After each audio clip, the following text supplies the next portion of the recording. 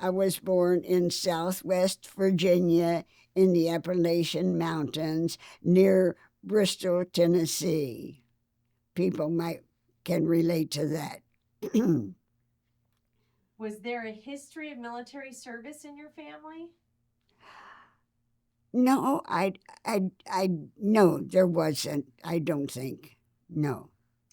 Tell me where you were, if you remember, and what you were doing when you learned about the Japanese attack on Pearl Harbor. Oh my goodness. We Well, I was working at Wright Field, Dayton, Ohio, and that was that, that was just devastating. It was just really devastating, and it, we knew we were in for a long haul, and we didn't we didn't have nice things to say about the about the enemy. Yes. Yes. Ena, do you remember the moment that you heard? Do you remember what you were doing right at that moment? Whoa. Well, then there weren't cell phones and all that thing then like there are now. We had to wait for radio or something, and with the war going on, they were slow to speak anything that might give the enemy charge over us. So they were very discreet about what they released to the public. When you were working, Yes. did you hear it on a loudspeaker, or did an employee tell you, or how did you learn about it? I That the war was over. Yeah. Oh. No, that the attack on Pearl Harbor. Oh. No, it was kind of through the radio, and very, very distressing, and the mothers and wives of servicemen were very distraught about that situation. It was very. How old were you at the time? Oh, well, let's see. I guess I was 18. Yes. You were married. You married your husband while Yes. you were still in high school. Yes. And he had already joined the service. Yes. So what branch of service did he join? Let's see. He was in. Let's see. I suppose he was with MacArthur's headquarters. So, and that was started out in the Philippines, and then they went to Australia, and then back to the Philippines, and so he was blessed that he didn't see full service with a gun. He just did it with a typewriter. So yeah. What would that position be? What would that job be? Is it that my husband had? Yes. He was. He worked for MacArthur's headquarters, so because he had typing in school, which is obsolete now, of course, but he had typing in school, so that he was so pleased that he was able to have that form of training so that he could be in headquarters and do typing for the great chief MacArthur. That's one. So clerical duties or an assistant? Clerical. Yes, that was clerical. Yes, right. That's a good name. Now you grew up in Dayton, so Wright Field was nearby. Yes. So they were looking for women to fill certain roles Oh, yes. held by men before they went to Yes. war. So they taught you trades at a local college? Yes, uh, bef- we went to West Virginia Wesleyan for our training prior. We spent one whole summer there, and it was wonderful prior to going to Wright Field, Dayton, Ohio, and uh, they they taught us well what things we might or might not be asked to do. So, what kind of skills did you learn? Do you remember? Oh, yes. I was so happy to be able to have some skills for laboratory. It wasn't medical laboratory then, but it was laboratory. And I wound up in the paint laboratory, and they tested paints that had to be put on airlines and that for the servicemen and I guess regular people too that needed to get uh, products back and forth. But mainly for the war? Yes. Oh yes. Oh yes. It was all war oriented. That's something else. You were tasked with inspecting fuel, lube, and paint. Yes. Yes. How did you determine whether they were good enough to be used on airplanes? Oh my. They were tested to the nth degree uh, from from beginning to end. All the tests you could run on fuel, lubes, and paints, and I wound up in the paint. I was fuel and lube for a while, and they.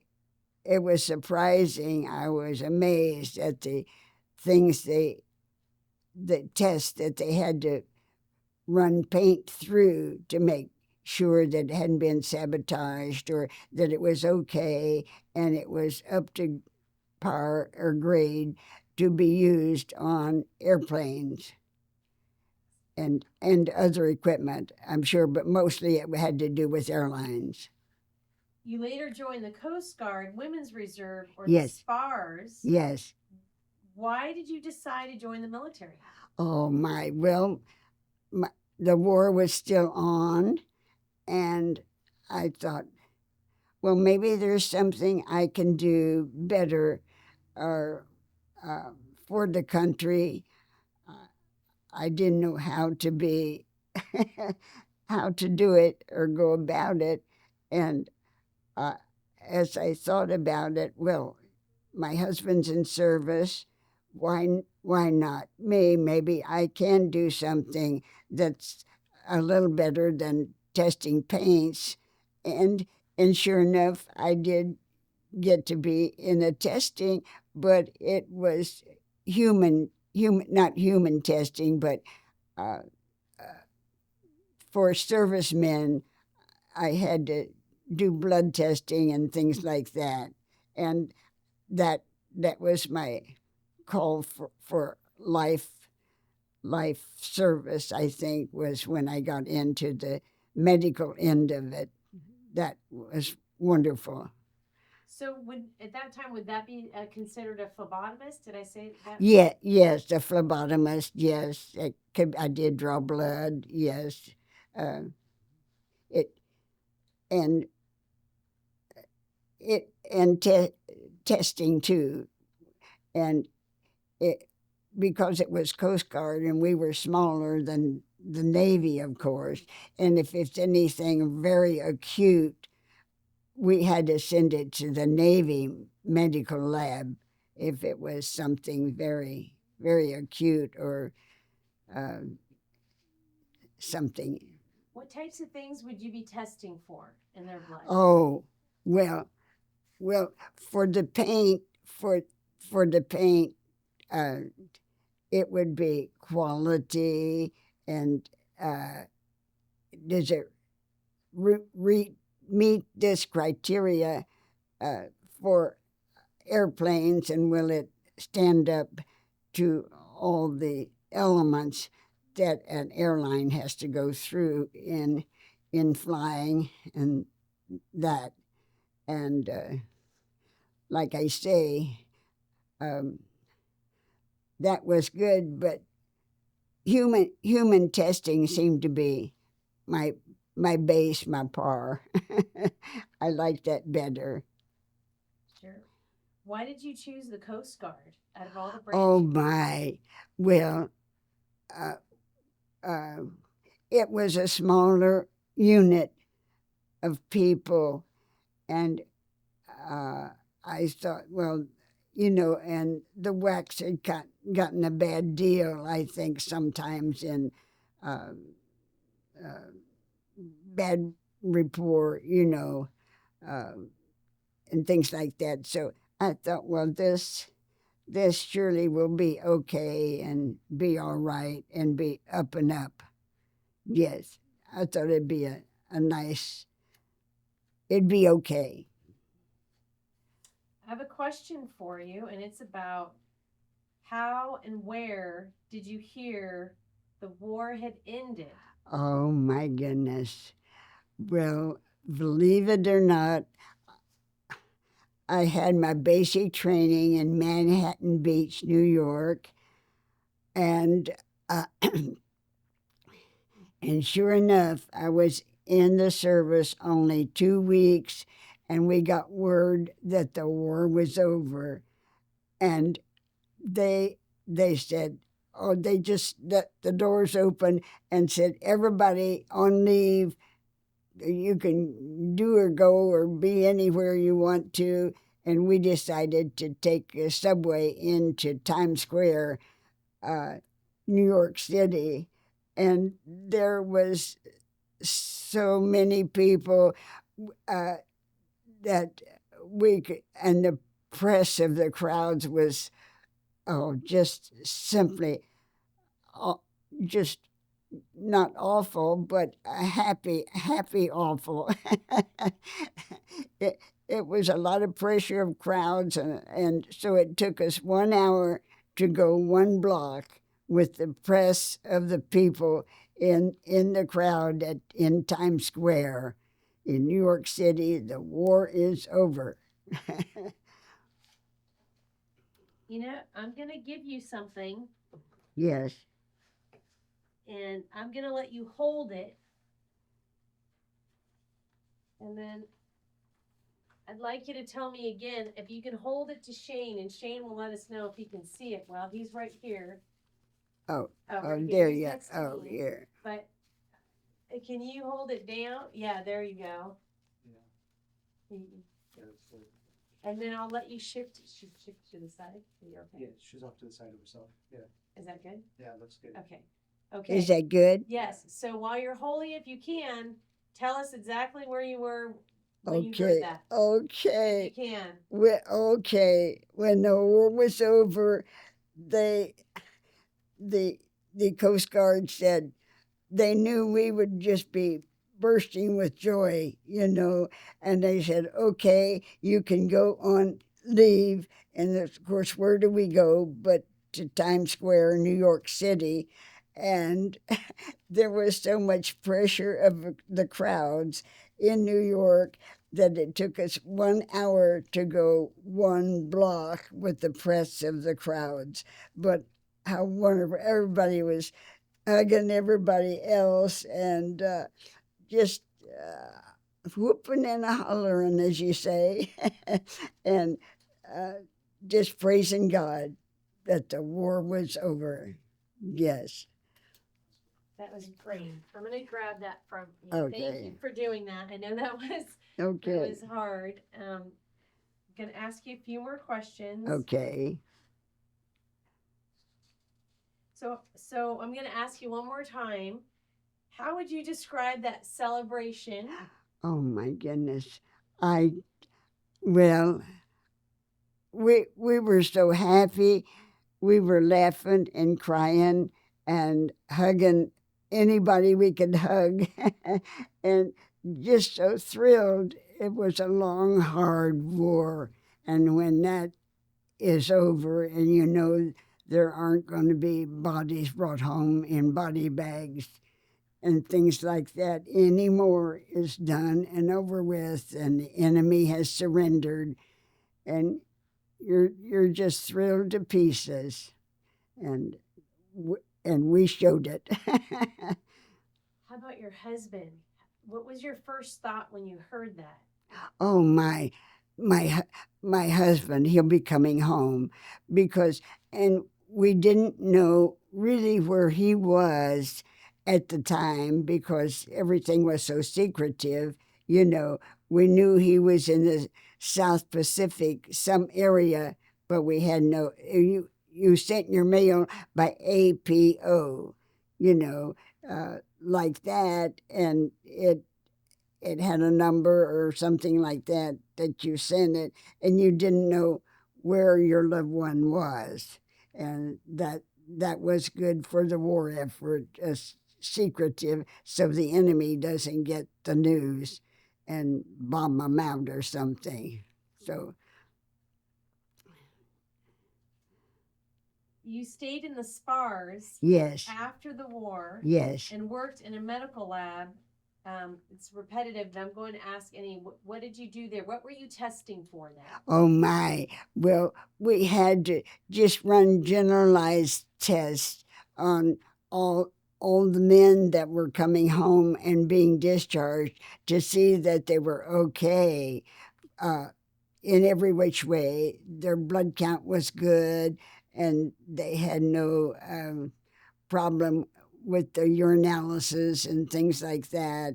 And we just wanted them to come home and be well without any evidence of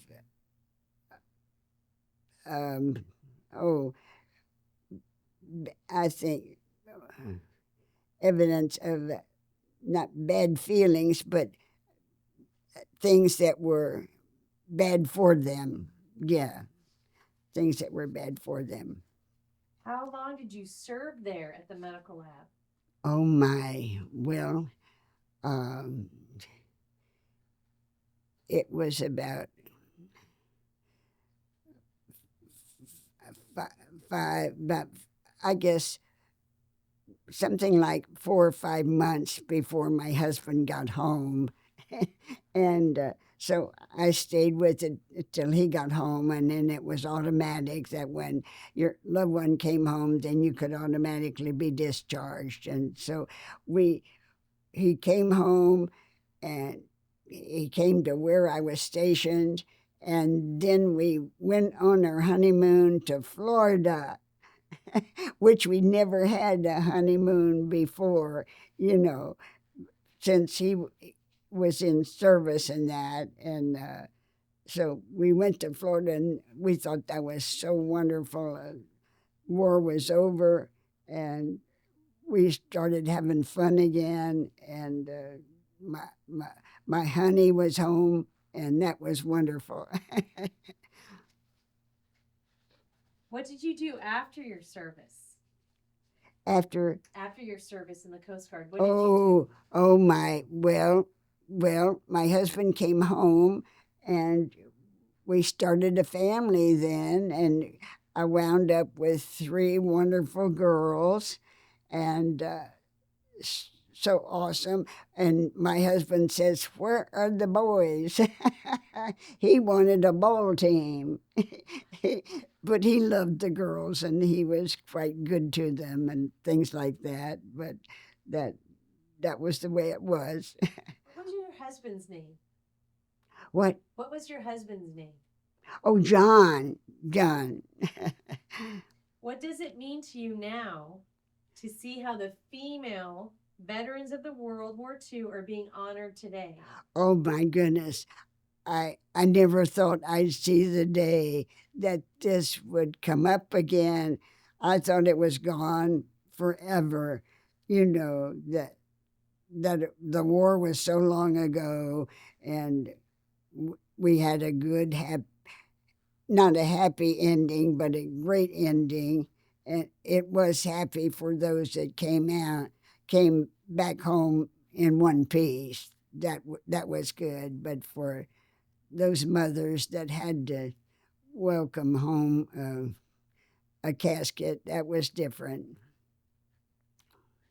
What is your reaction when people call you a trailblazer for women for your service during the war? My goodness. Surprise, surprise. I just took it as a natural thing to do and never realized I was doing something that wasn't okay or good or something like that. But whatever, however, I'm glad. I'm glad. What are you most proud of about your service?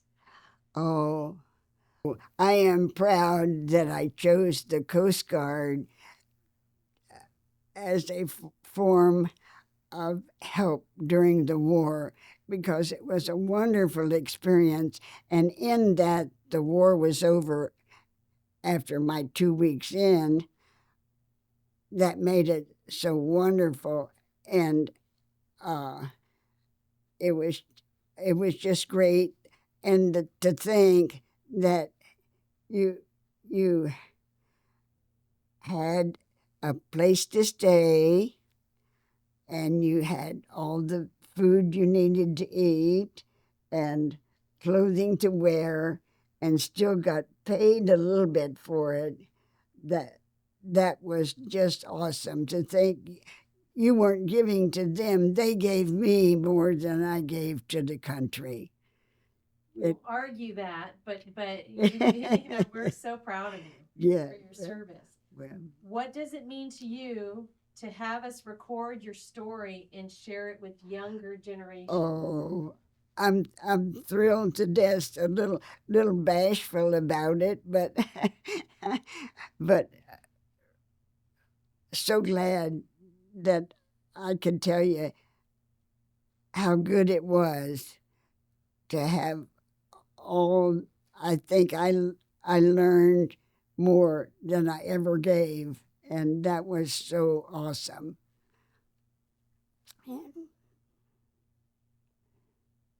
What is your secret to a long life? Oh my goodness.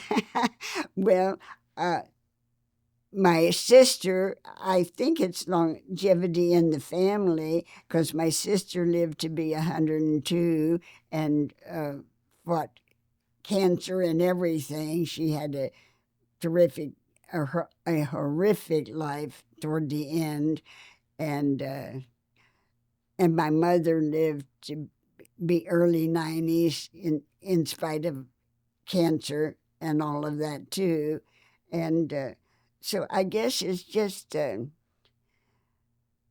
good country air, good living, and all the things we ate and had were fresh and new and um, not treated or something like that with products that weren't too good for us. Do you give any credit to the mentality behind that too? Your spark? Oh, well, um, I'm just so grateful that there was a cause and there was a need, and I got way more than I ever gave. And I'm so grateful I had the opportunity to be a SPAR and serve and learn as much as I did. They gave to me more than I ever gave to the country. So praise the Lord. Praise the Lord. Last question. Well, a couple questions. Yes. What is some advice you would love to give to the younger generation? Oh my goodness. Oh, if there's an opportunity to learn or do or be, take it. Take it. It may never come around again, and anything you can do for others or your country, it'll far more outweigh what they can do for you than you can do for your country. And so that's the advice I'd give. Go do it and learn from it and enjoy it. And at your medal there, can you hold that medal up for us? Do you remember why you received that? Well, this is a World War II medal for women, I believe, and that I was so honored to receive. I didn't do anything to earn it, but I feel honored to represent the United States Coast Guard. Right, it was. And I came home on my first leave and went to the studio and got the picture taken. Wonderful. That's the way they did it then. Now it's so easy.